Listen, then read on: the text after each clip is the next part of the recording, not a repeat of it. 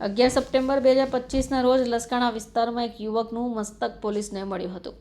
લસકાણા વિસ્તારમાં થયેલા યુવકની ક્રૂરતાપૂર્વક હત્યાનો ભેદ ઉકેલાઈ ગયો છે. ક્રાઇમ બ્રાન્ચ પણ જોડાઈ હોય. ક્રાઇમ બ્રાન્ચે 50 માણસોની ટીમ દ્વારા આરોપીની શોધખોળ શરૂ કરી. આ વ્યક્તિનું નામ દિનેશ મહંતો છે. સુરત ક્રાઇમ બ્રાન્ચ દ્વારા સીસીટીવી ફૂટેજના આધારે 3 શકમંદોની પૂછપરછ પણ થઈ હતી. જીઆઈડીસી ખાતેથી આરોપી ઈશાક ઉર્ફે મુન્ના મંસૂરની ધરપકડ થઈ છે.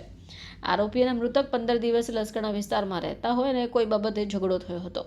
મૃતક ઈશાકની માતા બહેન પર ગંદી વાતો કહી અપશબ્દો પણ કહેતો હોય. જોકે ઈશાકે દિનેશ મહંતોના માથામાં પથ્થર મારીને તેની હત્યા કરી દીધી હતી. ઈશાક દ્વારા રૂમમાં રહેલા ચપ્પુ વડે દિનેશની હત્યા કરાઈ. લાશ કોઈ ઓળખી ન શકે એટલા માટે તેનું માથું ધડથી અલગ કરી દેવામાં આવ્યું હતું. જોકે તેનું મસ્તક રૂમ નજીક કચરા ઢગલા પાસે નાખ્યું હોય અને બોડી પ્લાસ્ટિકમાં વીંટી નાખવાનો જોવાનો હોય, પરંતુ ઘટનાસ્થળ પર પોલીસને જોઈ ગયો. લસકાણાથી પીપોદરા જીઆઈડીસીમાં ચાલ્યો ગયો અને આરોપી કોઈ મોબાઈલ ન રાખતો હોવાને કારણે તેને ઝડપવો પણ મુશ્કેલ બન્યો હતો. જોકે આરોપી અને મૃતક બંને એક જ ગામના રહેવાસી હોવાનું પણ પોલીસ તપાસમાં સામે આવ્યું છે.